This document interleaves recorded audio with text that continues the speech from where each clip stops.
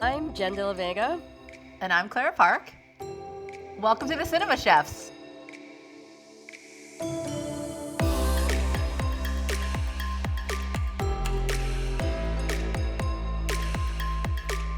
The podcast for people who love to cook, watch movies, and cook what they see in movies. Today, we're going to talk about Chef. We're going to talk about the Cubano from Chef, which I think is a main character in its own right from the movie. But I think, Jen, we got to introduce people to ourselves. Do you want to go first? Sure. Hi, everybody. I'm Jenn de la Vega. I am a caterer and cookbook author based in Brooklyn, New York. And I love working on movie sets. It's the best. Amazing. My name's Clara Park. I'm based out of Philadelphia. I'm also a chef who has worked on crafty and catering for movies. My mainstay is events, cooking classes, consulting, but I also love movies and cooking. And this is just, kind of a dream come true to get to talk about cooking and movies with, another kindred spirit. Mm-hmm. Some light spoilers ahead if you have not seen the movie Chef. Just wanted to let you know that. Interestingly enough, this movie is already over 10 years old. Came out in 2014, written, directed, and starring Jon Favreau. And I think what's great about this movie is you can tell that a chef helped to make it. Roy Choi was the culinary consultant on the film, and Jon Favreau has talked about all the training that he did. Roy Choi was very specific. This is how you hold a knife. This is how you put on an apron. And you can kind of see all the non-verbal cues that he really kind of embodied what it was to be a chef, move like a chef, talk like a chef. And I think that's why so many industry people and specifically chefs love this movie. I think what else is interesting is they had a food stylist who's gone on to do all these Marvel movies and top-rated shows, but what really caught my eye was that they had an actual culinary skills instructor. Love that. You can see the restaurant scenes, the people, they're standing at their station the appropriate way. They call it mise en place, and the way that they move through the kitchen is very fluid. Great job, culinary skills instructor, Chef Christophe Bernard. And then I also loved, there were so many great chef cameos. The most famous one probably is Aaron Franklin with his own barbecue. Franklin Barbecue, So, yeah. So for those that don't know, I mean, people wait up to 2 hours in line to have his barbecue in Austin. Roy Choi is also credited as having a cameo, but I don't remember seeing him.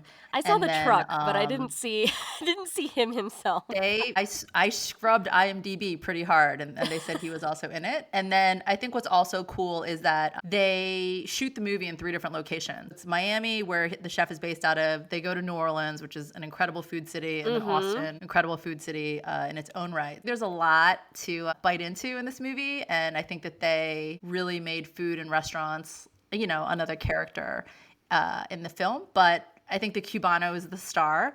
I think you can learn a lot about how to make the perfect sandwich from this scene. I also just want to add that this movie documents a very specific time on the internet. Because it circles around Twitter and 1 second a day, which are still sort of around in different versions these days, but it doesn't really operate like this anymore, which is so fascinating. Yeah, it's in 11 years, the movie's become a little bit dated. Yeah. With the tech and the social media. It was really cute. They animated the bird every time he sent a tweet.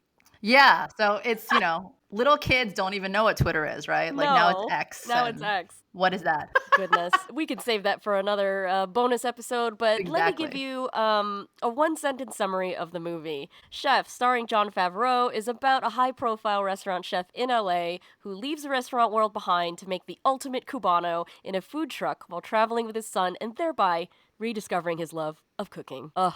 We love a redemption arc. No, definitely. And I think the movie also does a really great job. They come together through food. And I think, it's as simple as enjoying a beignet in New Orleans or getting that first bite of marinated pork when it comes out of the oven. And he really teaches them, how to be a cook and what it is to work hard and to take ownership. And I think that that's really, really beautiful moment. And food brings everyone together. It's true. It brought us together. We'll reveal that lore in another episode. Secret for next time. But I think we can kind of dive into how to make a perfect Cubano. I think you can also call it how to make the world's best sandwich. The internet kind of disagrees, but in my extensive research, a Cubano is on Cuban bread with roasted pork, ham, Swiss cheese, yellow mustard, dill pickles, and then you've got to butter the bread when you put it into the press. Now, in my research, I also learned that it was invented in Florida, specifically in Key West and Tampa, by Cuban immigrants who needed a filling and easy to portable lunch. And then in Tampa, they add salami, which Yes. I've never had a Tampa Cubano, but it sounds delicious. And I think also what I learned in my research is that it's a Cuban immigrant created sandwich, but the stuff in it is a nod to the other immigrant cultures. The salami is a nod to the Italian immigrants. The ham is a nod to German immigrants. So it is sort of like the world sandwich, if you want to think about it. But I think it's so good because it has all the notes. It's crispy, it's fatty, it's tart. It's a little bit spicy from the mustard. And then my best friend says, if a Cubano doesn't rip up the top of your mouth, it's not a real Cubano. It's got to have that really crisp, tear up the roof of your mouth. The Cap'n Crunch effect, yeah. And you can only get that if you put a copious amount of butter and you grill it for long enough. No, you can't use margarine. I feel very, very strongly about that. Well, Doesn't taste I think right. people in the Philippines might disagree, but butter is not, an easy thing to get in other countries. Okay, you know what? All right, that is fair. But yes, for that specific savory taste, yes, butter is great on the outside. Where is this sandwich in the movie? I will tell you exactly where it starts. Yes, where exactly? We get the pork prep with John Leguizamo, who is one of my favorite people. He's so good. At 1 hour, 11 minutes, 32 seconds. That is when he starts to marinate the big pork shoulder. And if I can color the description of a Cubano sandwich, the plancha, or the panini griddle, has to be as hot as your daddy's underwear. Yes. And that's also another tip from the movie. How do you know that the plancha's hot? He sprinkled a little water on it. Yeah. And it sizzled. That's vaporizes a immediately. Tip. Right. That's a good trick for any home cook. Don't touch hot surfaces, you'll burn. Yes. Water, it'll sizzle up right away. Just a flick of water. Yeah, you don't want to cause a fire. No fires. Exactly. Safety first. But a little bit, couple of raindrops of water, see if it sizzles. And then I think also with the roast pork, I think that's really interesting. The mojo marinade. Much like Italian bolognese, there is no recipe for mojo. Everyone has their own way of making it. Typically, it's orange, sour orange, some sort of citrus, oil, and then there's debate as to whether you put cumin in or not, whether you put oregano in or not, and then garlic. Lots of garlic. Lots of garlic. Yeah, I know. Garlic, I'm Korean. Garlic makes everything better. And then I think it's important that you use a really fatty piece of pork that has a lot of connective tissue that can break down. So picnic, shoulder, pork butt. Some of the recipes out there say that you can use like a fancy cut, like pork tenderloin. I don't think so. No. It doesn't have enough fat. There's not enough fat. It's just going to dry out and get nasty. And you won't have that moist, unctuous, delicious... fall apart. Right. And then I think also you have to use just kind of regular pink ham. You can't use like fancy French ham. There's a restaurant in Philly that does like heritage, like smoked ham, and goodness. I don't think this is meant to be like a super fancy sandwich. So either. Yeah. We're not You're not using like Berkshire pork. Charcuterie up in here because that stuff is cured for a long time and has a ton of salt in it. It's going to throw off the flavor of the entire sandwich. No balance. Charcuterie. Yeah.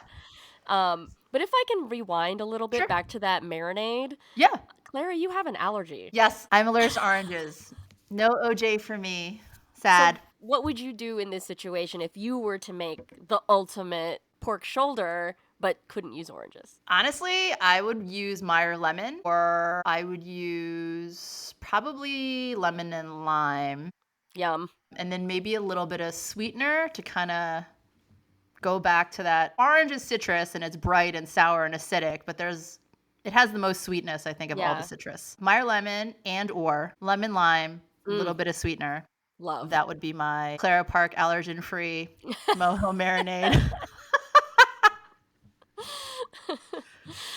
Let's talk about cheese. Maybe Swiss cheese. We see that they use thinly sliced cheese. Let me reiterate the quote from the movie. 2 slices of ham, 3 pork, 2 slices of cheese, 2 pickles. This is cut thinly the long way. Mustard from end to end and brushed with butter on top. That is what they say in the movie. Yeah, I think it's a very textbook definition of Cubano. And then I think also the cheese has to melt, right? You want that kind of gooey kind of pull. The cheese slices have to be pretty thin. It can't be too much cheese. And then everything's got to get warm and melty and toasty and golden. And I think the ratios that they use are pretty spot on. I really hate when I get a hot sandwich and like the cheese isn't melted, or like if I get like a cheeseburger and the cheese isn't melted, it's like, really? You let my burger just sit there and then you threw the cheese on because you forgot and then you brought it to me and now I have a piece of cold chalky cheese? No.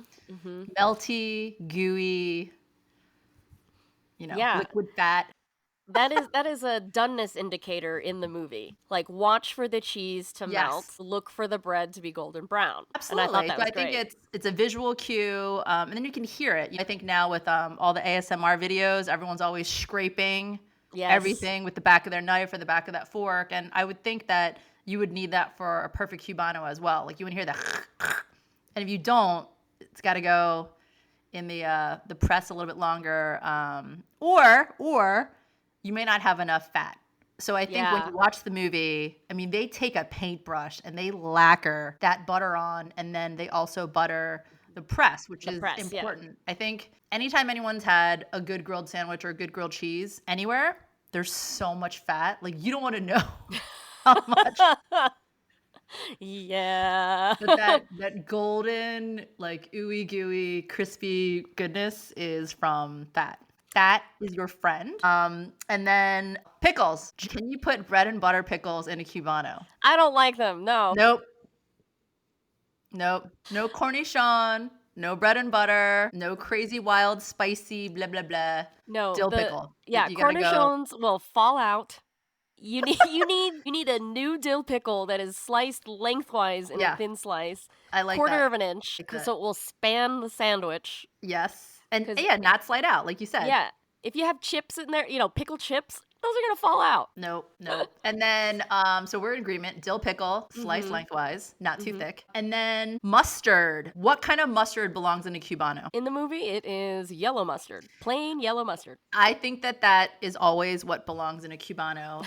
As a self-proclaimed mustard fan, there's 5 kinds of mustard in my refrigerator right now. Awesome. Yellow mustard for Cubanos and soft pretzels. Dijon mustard for vinaigrettes, sauces, fancy cooking. And then you can get fun with like Creole mustard and maple mustard and all these things, but you really need the yellow mustard. This is a everyday sandwich, unpretentious, straightforward. And I like also in the movie that he makes sure to tell him to spread the mustard end to end. Yes. So that every square centimeter of that bun has mustard on it. And I think every bite will get one. Yeah. That also bothers me when I get a sandwich and there's like mayonnaise on half of it or mustard on half of it. Like or you only need in like the condiment for the whole sandwich. I really love that he said end to end, so that it's as you said, every single bite. I think that's a perfect way to put it. All right, now let's get down to brass tacks. I think for a Cubano, the most important thing, in addition to the pork and the ham and the pickle and the cheese and the kind of mustard, the bread. The bread. Needs to be a Cuban roll, yeast raised dough, flour, water, salt, yeast, but it also has lard or shortening added to it. Fat is your friend. It's got a better mouthfeel, a little bit of a better texture. My favorite variation on the Cubano is a Medianoche, which is made on a sweeter bread, and it's actually a sweeter egg dough, similar brioche. To challah. Yeah, brioche situation. Brioche challah-y. Which changes the mouthfeel when you press it. It's a much more delicate dough. I feel like you can't get that really hard, scrape the roof of your mouth crunch. My best friend is obviously not into the Medianoche. She loves the Cubano, but I sometimes like the softer, sweeter, lighter, not scraping the top of my mouth crunch. I mean, this is named for when it was served, the middle of the night. Yes, so sort of like it's like a naughty like midnight snack. And there is a little bit of a nod to it in the movie. They don't show how they make their medianoches, but they did have a modification when they picked up the brisket from Franklin Barbecue. They said, we should do sliders. We could get King's Hawaiian rolls. Yes. Which is pretty much the same sensation, but just a different size. Yeah, that was actually Not gonna lie, when they do this sort of riff on the Medianoche with the sweet Hawaiian roll, I was like, that might be a little bit better, but I don't know. That's actually a catering hack that I've used in the past for appetizers. I've done mini Cubanos. Well, technically, I've named them wrong. It's supposed to be Medianoche. Medianoche. King's Hawaiian rolls, they come in a 12-pack, right? Yes. And they're all attached still. You can slice sideways. You can separate the tops from the bottoms in one slice. If you slice horizontally, you slather the whole thing in mustard. You do your layer of your pork and your ham, your cheese, and then you put the tops back on, brush it with butter, and press the whole thing, all 12 rolls. That sounds amazing. Yeah, and then you can slice them into individuals. It's I want to eat incredible. that right now. It's so good. I love it. Mini Medianoches. I should write that up. I'll write that up. You should. Or would it be called Pequeño Medianoches? Ooh. Medianochetitas. Medianochetitas. That's Trademark. cute. Jenn de la Vega. There's a bunch of Cuban restaurants. There's Cuba Libre, and there was a place called Home Cuban Cafe or something like that, which actually closed. Misto, there's a place in North Philly, I forget the name, but then kind of perennial favorite in the city is Middle Child Clubhouse. And oh, I've heard of them. no, they do great food. They have a duck fat Cubano. So it's pernil, the heritage smoked ham, pickles, Swiss, yellow mustard, but then they put it on a ciabatta. And I was like, Ooh, I don't know. I'm sure it's delicious. I'm not maligning the food, but ciabatta there's like no fat. It's a very... It doesn't press very well. Right. Ciabatta, for our listeners, is Italian for slipper. Aww. And that's the shape of the bread. And there is, to my knowledge, there's no fat. It's like flour, water. It's known for its mouthfeel, and you want those airy bubbles in it, you know? Yeah. Has a chewy exterior with a lot of bubble on the inside. It's not something you want to smash in a panini press. No. And I think when I think of ciabatta, I think of it as like it's a drier bread. I kind of want it to like sop up sauce or to hold like a meatball sub. You know what I mean? Like something that can absorb a lot of flavor, juices, sauce, whatever. I thought that was an interesting choice. But yeah, I think sadly, Philadelphia does not have a ton of great Cubanos, which is a shame because the roast pork sandwiches in Philadelphia, I think, are the best in the country. That's roast true. pork, sharp provolone, broccoli rabe. There's a really good bread culture out here. Maybe not a Cuban bread culture, but I don't really understand the mystery of why it's so hard to get a good Cuban sandwich out here. Fascinating. We have to dig into this. You know what? It's probably because we don't have a big Cuban population up here. That's probably just it. Yeah. Yeah. The Cuban cafe was actually like, I don't know, like a block from my house. And they bake their own bread.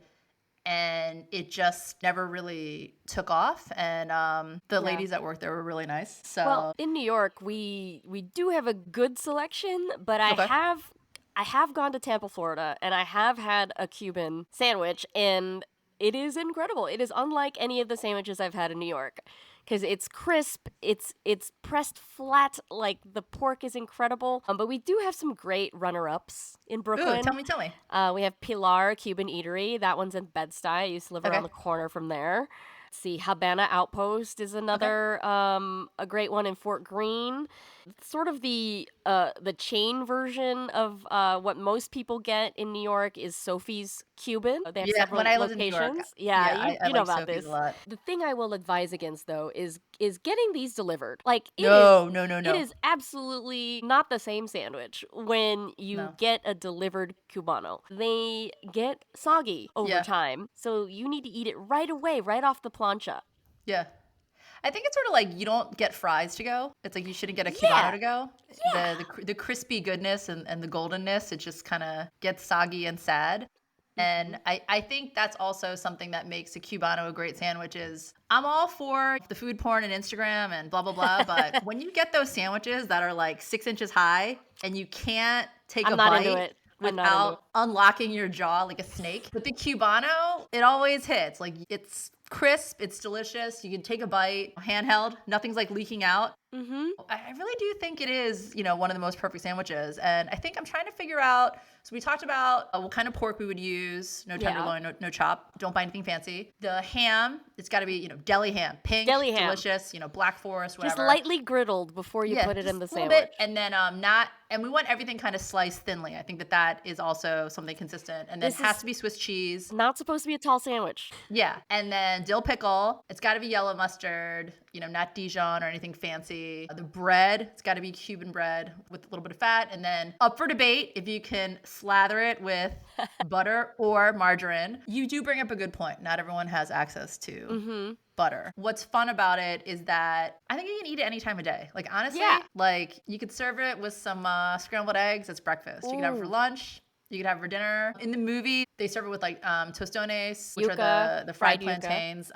It's got something for everyone. Question for you, Jen. Yes, please. What if someone's a vegetarian? Do you think you can make him a good Cubano? I would just swap the meats for tostones.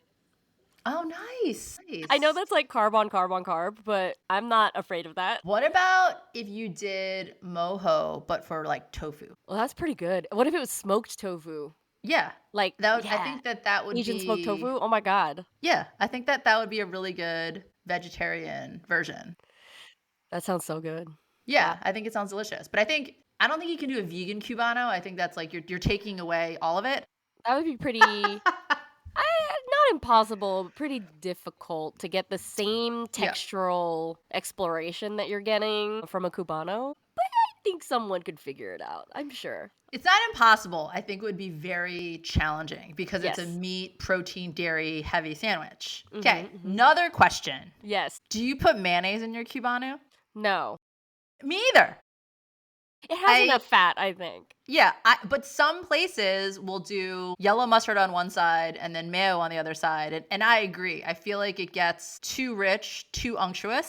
I was somewhere recently, maybe in California, and it was a huge Cubano, and it was so rich. I could only eat half. Yeah. And they put a ton of mayonnaise, a ton of butter, fatty pork, fatty ham, cheese. Like, it was kind of like a coronary on a plate. To me, that is not in balance. I think the perfect sandwich is totally in balance. You have a good ratio of bread to meat to cheese to spread. I like a little bit of acid from, pickles, cucumbers. But for other sandwiches, for that kind of acidic bite, I think pickled red onions, kind of like a game changer that would be really nice, any sandwich. If you have provolone and turkey, you want like a little bit more, just put some pickled red onions. One of my old chefs, at the end of the night, he would make these sandwiches with these like really, really fancy leftover scraps, like seared duck breast and Soigné vegetables. And he would always do a little bit of a pickled red onion. And then the genius chef hack was that he would take some of that red onion pickle brine. Oh, yes. And then he'd kind of sprinkle that over. So kind of like the chefy version of like red wine vinegar or hoagie marinade. And, that's what's great about cooking and food is the principles are all kind of the same, right? Like fat, acid, crunch, texture, ratios, but the applications are different depending on what level you're cooking at, what budget you're cooking with. But I always tell everyone, like, touch of acid. Like, it makes everything better, especially when you have something that's so rich and decadent. But I think there is a whole comedy bit about this. Do you know Hannibal Buress? Yes. He has a whole bit. I will link it in the show notes. Oh my God, you should. He sticks his hand in the pickle juice jar and flicks the juice on all of his sandwiches. That's a thing he does. And I highly endorse it. No, that's amazing. And I think going back to pickles, for those of you fried chicken fans, and we will have a show about fried chicken one day. Yes, we will. Pickle brine makes the marinade for your chicken better. I think with a lot of marinades, people use buttermilk a lot. They'll use citrus, but pickle brine, you got it. Really you got a lot of it. Why not use it? And especially if you are doing fried chicken for a chicken sandwich, because everyone knows that a perfect chicken sandwich needs pickles on it. If you're putting the brine in the marinade, you're kind of doubling down on that flavor. Don't throw it away. Zero food waste. Don't throw away your pickle juice ever. No. Ever. Use it for salad dressings. You can use it to make coleslaw, fried chicken marinade. You can do, obviously, picklebacks for the younger Shots. kids that are drinking a lot. Hey, Clara, you want to know something fun? I do. I went to Las Vegas, and the chef truck is actually at the Park MGM Hotel. No way. And the sandwich is good. Amazing. But it's there because Roy Choi has a restaurant at the MGM. I know, yeah. Yes. So for our friends, if you are in Vegas, make a reservation at Best Friend Roy Choi's restaurant. It's very good. It's very rich, and it's very fun. I highly recommend. Across the casino is an indoor food truck. It is the chef truck from the movie. And they have a couple installations. Okay. At the end of the movie, spoiler, there is a tiny version of the truck, like on a shelf. And they actually have that there. And you can look inside the window, and they've put a tiny, tiny video installation inside the truck that you can look through and see some behind the scenes stuff. It's pretty cool. That's amazing. I'm so jealous. You got to see that right before we recorded this. Yes. Amazing. I sought it out. I was like, yo, very relevant to my interests. You are just so on top of it. Type A+. I love it. I love it. I love it. I love it. Well, so are you. Well, that's why we get along. Yay! Asian American lady chefs. Let's ask some questions. Dear listener, first time listener. We want to know, where can you find the best Cubano? We've listed off a few places in Philly and Vegas and New York, but where you are, we want to know where to get the best Cubanos. Maybe we'll make a Google map or something like that so everybody can see. But we would love to hear that. You can email us at thecinemachefs@gmail.com, or you can tag us on Instagram at thecinemachefs. Yes, we have an Instagram. And also we're open to your tips for making the best Cubano, like the type of pork, like where do you source your bread, because we also want to know. What kind of butter did you buy? What else? I don't know. What other kinds of tips would we love to hear from you? I think what's great about cooking is that recipes are sort of infinite. If you've got a dill pickle that you think reigns supreme, let us know. If, you think that French's mustard, you don't like it, what kind of yellow mustard do you go to? Let us know that you think honey baked ham is the best ham to put in a Cubano. I mean, we say the ultimate or this is the best way, but it's really just an opinion, right? And I think all cooking is opinions. I really don't like when people say this is the right way and the wrong way. I mean, unless it comes to the kitchen safety, like you shouldn't wave your knife around in the air. Yeah. And you need to tell people where you are. Those are ironclad. Behind, sharp knife. Don't try to cut in your finger. But in terms of cooking, so one last thing with the marinade. Something that I've noticed in doing my infinite travels, recipe developing, and food writing is that please do tell. in a Hispanic situation, they always use white onions. So, really? Yeah. Every restaurant that I worked at, it was always yellow onions, probably because it's the cheapest. But whenever I've been in a, Mexican, Puerto Rican, Guatemala, whatever. It's always, always, always white onions. Obviously, they are different, probably in terms of like sugar content, and obviously they look very different. But that's something that I also noticed in doing the research on these recipes is that when they specified, it was always white onion. And so I was like, that tracks. Like, interesting. I didn't think about it, but most Mexican cooks that I've worked with, their preference is white onion. But pickling red. Yeah. I mean, like pickling red, but using raw white. Yeah. On a lot of other things. No, urge our listeners, like if you are Hispanic or you've worked with Hispanic cooks, do they have a preference for onions? Because that's what I've always noticed is it's always white when you are cooking salsas and moles and all that stuff. It's always white onion. I thought that was really interesting. Give us your tips, thecinemachefs@gmail.com. Tag us on Instagram, @thecinemachefs. Follow us on Instagram. And honestly, if you have any questions or comments or suggestions, Jen and I are very open to that. First and foremost, it's supposed to be fun. Yeah. We think it's a fun way to learn how to cook by watching movies. Tune in next time for the best secrets to shrimp. Everything you wanted to know about shrimp, poached shrimp, broiled shrimp, baked shrimp, raw shrimp, barbecue shrimp, courtesy of Forrest Gump. We hope you enjoyed the show. This is Jen. And Clara, signing off. Just remember, you can become a better cook just by watching a movie.